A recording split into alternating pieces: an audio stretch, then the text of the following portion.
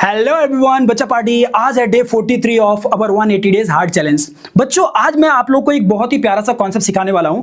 यदि मान लीजिए कि आपको एग्जाम हॉल में ऐसे फोर्सेस के एक्सप्रेशन दे दिए जाए, force f equal to x i cap plus y j cap, force f equal to y i cap plus x j cap, force f equal to x i cap plus x y j cap, और पूछ ले कि इनमें से कौन सा conservative force है। ठीक है, दुनिया भर का डिफरेंशिएशन उनसे लगा करके लोग सिखाते हैं कि आप ऐसा कर लीजिएगा, वैसा कर लीजिएगा, आपका आंसर आ जाएगा। ठीक है ना, मैं आपको एकदम सिंपल सा ट्रिक सिखाता हूं।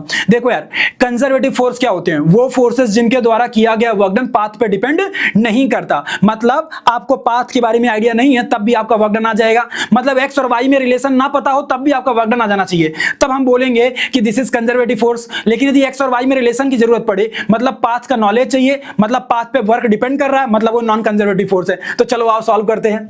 सबसे पहला क्वेश्चन लो। तो देखो, हम सब जानते हैं वर्क डन निकालने का तरीका क्या होता है। ध्यान से देखो, वर्क डन निकालने का तरीका क्या होता है? F x d x plus f y d y का इंटीग्रेशन, जेड नहीं है इसलिए इग्नोर कर दिया। ठीक है, नाउ फर्स्ट वाला जो था वो क्या था? X i cap plus y j cap. तो उसका इंटीग्रेशन करेंगे तो क्या आएगा? X d x plus y d y. अब ध्यान से देखो, एक्स का integration x square by 2, y का वाई स्क्वायर बाई 2 आ जाएगा। बिना एक्स और वाई में रिलेशन पता चले भी आप आसानी से वर्क डन निकाल लिए ना।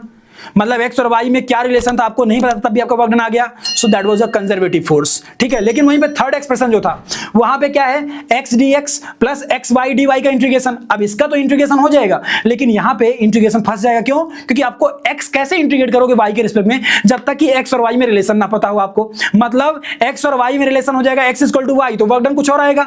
और एक्स इक्वल टू यदि 3y हो गया, मतलब पाथ चेंज हो गया, तो वर्क डन कुछ और आएगा। मतलब वर्क डन पाथ पे डिपेंड कर रहा है। So this is the example of non conservative force.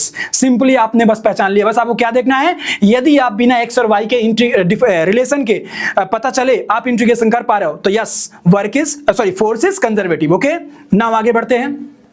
Work conservative नहीं होता, फोर्स कंजर्वेटिव होता है। ठीक है ना।